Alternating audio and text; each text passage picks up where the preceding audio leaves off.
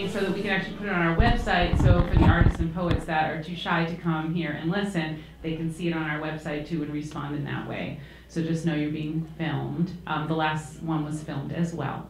My name is Lynne Johnson. I'm the Executive Director of the Arts Alliance. Excuse me, no I'm not. I'm the Executive Director of the River's Edge Arts Alliance, which is newly named. And I just wanted to plug that, River's Edge. And this is our season of Ghost Spirits and Past Lives. And I just wanted to tell you a little bit about this project. This project, some of you have already heard the story, but I'm going to have to tell it again because there's some new people here. I went to the Cape Cod Cultural Center a couple of years in a row, and they always had this beautiful exhibit called Mutual Muses. And Mutual Muses was a combination of artists and poets working together off of each other's work. They would get together, they would come up with a project, one would do art, one would do poetry, and then they would exchange their work and respond to each other's work. And I always thought that was such a cool thing. And they would do this exhibit in the Cape Cod Cultural Center, hanging the poetry next to the piece of art. And sometimes it was, they have a different kind of a space so they could put out, there was jewelry and sculpture and art, all different kinds, you know, oil and watercolor and pen and ink, you name it, it was there. So I always loved that project. And Lauren Wolk, who's down there, actually had a workshop at Mass Poetry Festival a couple years ago, and she sort of framed her itinerary and taught it to other people. But I always thought this would be a great way for us to learn about our history. So I added the historical element because I thought, you know, one of the things that I'd like to do with the River's Edge Arts Alliance is to bridge the gap between our communities. We have this huge greater community of history, and we all live in the same area, so a lot of the same things started to happen, and we're all part of that. And I feel like it was a nice way for historical societies from other towns to get together and do it through the arts and the literary arts as well. So that's how the whole project started. This is the pilot year, and we're off to a kind of interesting start. You know, I'm just trying to feel it along as we go. And I was hoping we'd get more poets and artists, but there are several in the room that you don't know. And the plan is, the next meeting, which will be in April, is for the work to be exchanged between poet and artist so that now they can respond again to whatever inspired them in these meetings. And then we'll start with an exhibit. The first one will be at the Hudson Town Hall. We have our Art in the Hall, so we're going to take a month in June, and the exhibit will hang with poetry and art in Town Hall. And then we're going to move it to all the towns that have been involved. So I'm working right now on logistics of that. So that's really what it is. It's a sharing of history through the arts. And I think it's cool, and I think it'll grow as time goes on. Next year, our overall theme, we have Ghost Spirits and Past Lives. Next year, our overall theme will be hometown. So there's a lot that can be done in that. In other words, we'll be doing concerts and hopefully have some hometown composers' work done in our musical concerts, and have plays like Our Town, hopefully, things like that, so that it all has sort of a tie-in for the season of the Arts Alliance, River's Edge Arts Alliance. So that's enough of that. If you have a cell phone, if you could shut that off right now, that would be really great. And somebody remind me to shut mine off because I think it's on. Another way that we at the River's Edge Arts Alliance like to spread the word, if you are a Facebook person, if you could just go in and check out our Facebook page and like us. We're like Sally Field, we want to be liked. So if you could do that, that would be great. The last time we met, we had Mary and Alice from Bolton, and they have brought back Evangeline, I couldn't think of her name, Evangeline Young? So they told us the story about the woman who created the town seal of Bolton, and we were all very fascinated by this woman, so they have more information about the woman so that you can hear that story. And then we have Peggy Sullivan here from Hudson, and she's going to talk about the Apsley, well, the boot, the same boot, she has same information. She's going to give it again so that people can hear it, and you can get more information if you've already, I know that there's an artist in here that's working on that, and I'm actually working on a poem about that, so that'll be helpful. And then tonight we have Marlborough's Historical Society. We have Janet and Neil. Licht. I liked you. That's why I said that. And they're here from Marlborough, the city of Marlborough, and they brought some information about the industry of the shoe industry in Marlborough and how it was really instrumental in our industrial revolution and what that meant. And they have some beautiful little samples of some shoes. And then we have Sudbury is here tonight. We have Lee Swanson, and what did you bring for us, Lee? A sword. This is an interesting night. We have a boot, a sword, some shoes, and a town seal. Okay, great. So he brought a sword, and he's going to talk about that and how it's relevant to the town of Sudbury. So welcome. Thank you for coming. I have an order here. We're going to start with Hudson. Just to make Peggy nervous, no, we're going to start with Hudson. And then Marlborough, you'll be up next. And then we have Bolton and Sudbury. Clinton, they're always iffy. I never know if they're going to come or not, but they said they were going to try, but they're not here yet, so that happened last time too. It's hard, I know. So we're going to start. If you're a poet, take some notes. If you're an artist, draw some sketches. If you want to take pictures, we can do that and stop. There'll be a little Q&A after each. It's 10 to 15 minute lecture. We don't want to take up too much time. We want to just get the meat of it out so that we can get as much information as we possibly can. So do we have any questions before we start? Yes. I was just curious. Sue. Yes, ma'am. Yes. I was wondering, part of the artist part, is photography considered one of those as an artist? Yes. I can? So Yes. I can take pictures? Yep, absolutely. Thank you. Any other questions before we start? Yes, Neil? Yeah, it's not a question. It's more a comment. If you've ever studied history, you realize that the artists, the poets, the writers, they're seeing the currents and changes in our environment around us, and they are light years ahead of everybody else in what they're presenting on canvas, in poems, in music, in literature. And so it's so normal and natural for us to be able to work with artists of our community, because you're going to take out of this the kinds of things that are meaningful for us and understanding who we are, where we are, and where we might go. So thank you so much for the opportunity to do this. That's what I wanted to say. No, thank you, Neil. Thank you very much.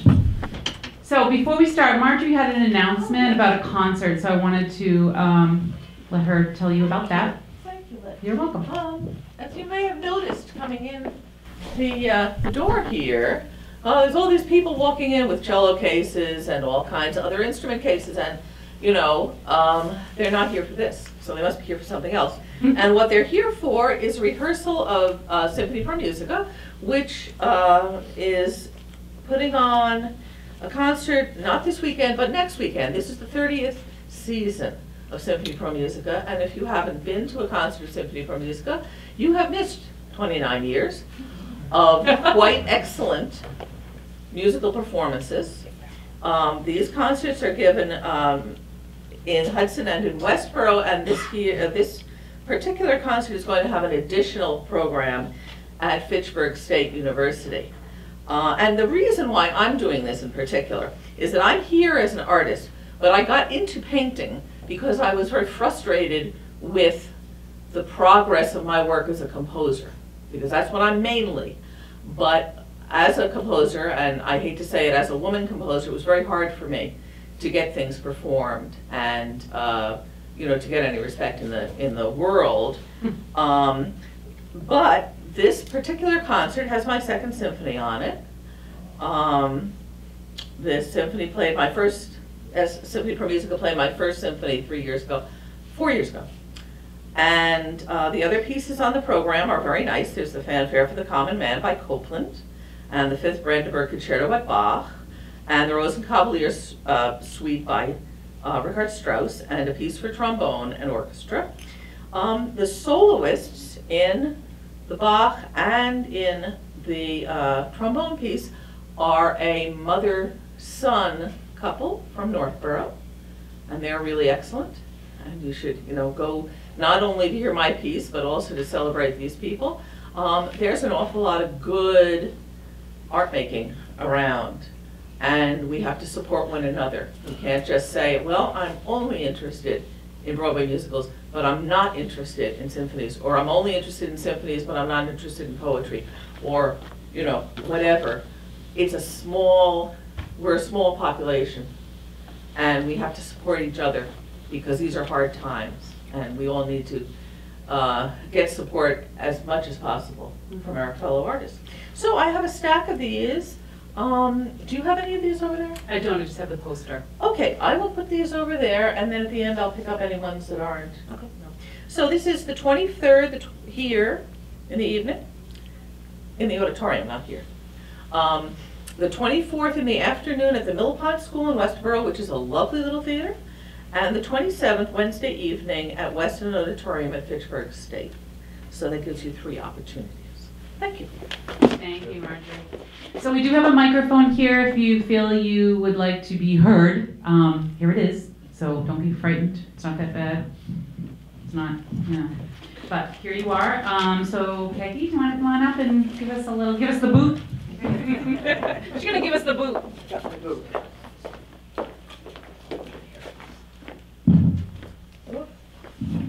Think I won't.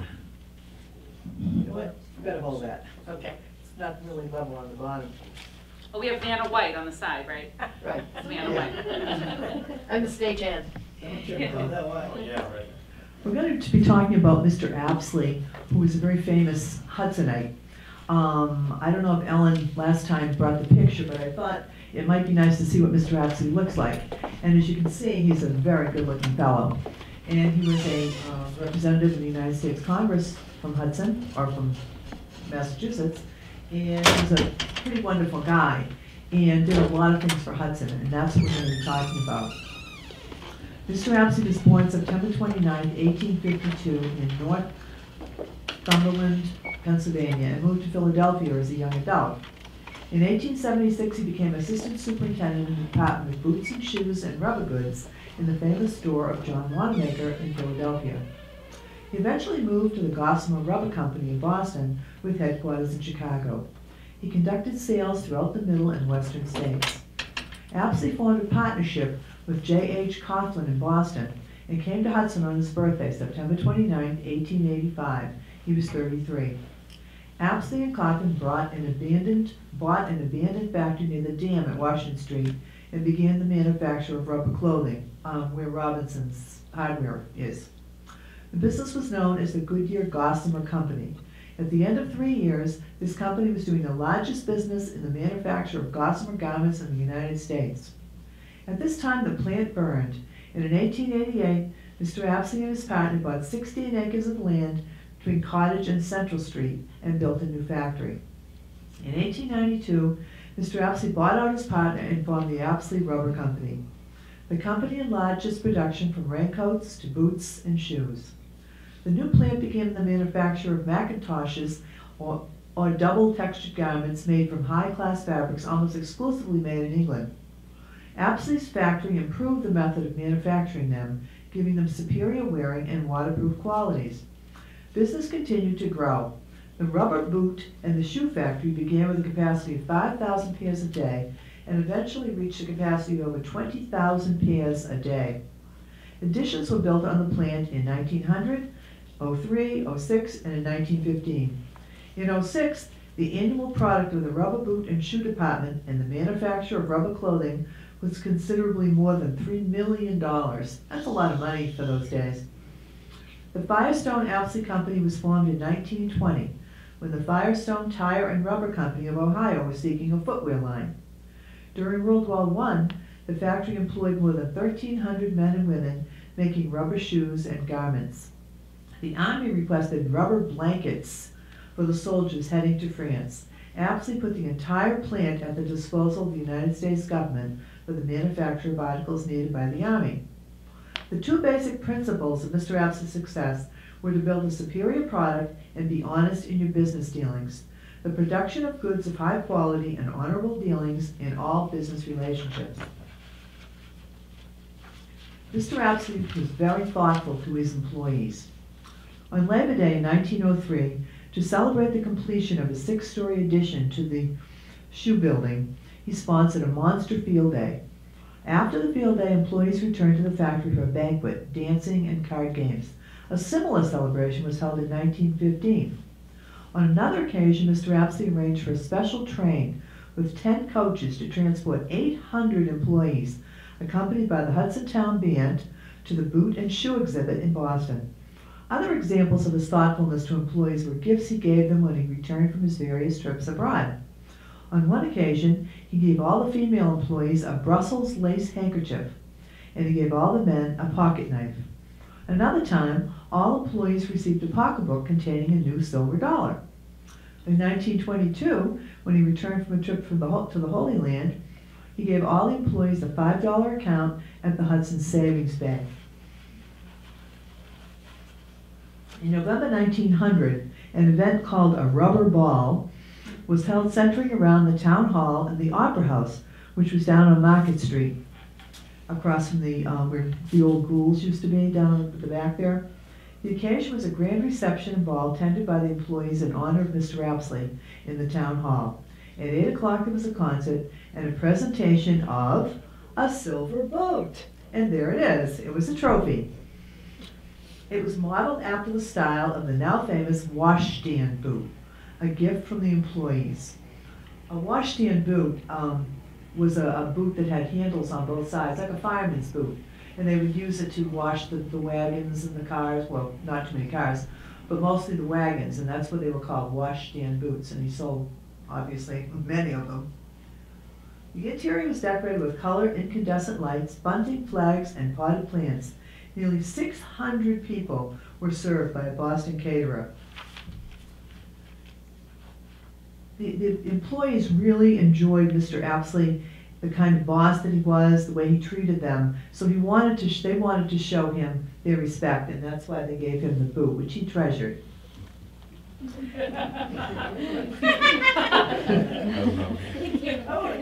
must have. We still have it. Mr. Apsley was elected to the United States House of Representatives, serving from March 1889 to March 1893. He declined to run again and returned from Washington, D.C. to reside in Hudson and continue managing his company. Mr. and Mrs. Apsley occupied their new home in Hudson in 1905. It was a beautiful mansion equipped with all the most modern devices available at the turn of the century. It has been faithfully restored by the current owners. It is now for sale, if you'd like to buy it. And then Ellen wanted me to tell you another little part here about something that happened. At the time the Apsleys occupied their new home, there was an unsightly passenger station and freight building between Felton and Pope Streets, the Central Massachusetts station of the Boston Main Railroad. Mr. Apsley felt it detracted from the neighborhood and consulted with railroad officials. This rail service of the Boston and Maine was operating at a loss. Although the Waltham stations furnished only the large volume of passenger traffic, and the Apsley Rubber Company was the only business which shipped freight loads of rubber footwear to Midwest and Pacific Coast wholesalers, they refused to make any improvements. The Boston and Worcester Street Electric Railway also solicited Mr. Apsley for a share of his freight shipments. Upon completion of the site of the station at the corner of Washington and South Street, now the site of the mobile gas station, he shifted all of his company business to that line. When the Boston and Maine learned that there was nothing to be picked up in Hudson, their officials immediately called Mr. Apsley and found out the reason why they were losing all the shipping. They asked if he would resume shipment if they built a new station, and it was agreed, except for the amount already promised to Boston and Worcester Electric Freight. They asked Mr. Apsley if he'd ever seen another railroad station that he liked, and he said yes, he had seen the Wedgmere station in Winchester. So they totally duplicated it in Hudson for Mr. Apsley. They also built another section of the train tracks, which went right behind his building on Apsley Street. And then it would switch back to the main line, and that's how he got his freight out of Hudson. As an aside, my husband now owns that railroad station. And he uses it as an office building, but it's the same building.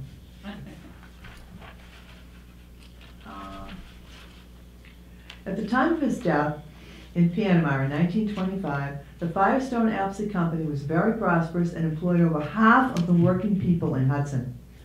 The News Enterprise, the local newspaper, wrote of him, "He loved his family, his employees, and the town of Hudson. His death brings a real loss to the community. He was a life, the success of which came from honesty, integrity, and humanity." So that's our boot. Here we go.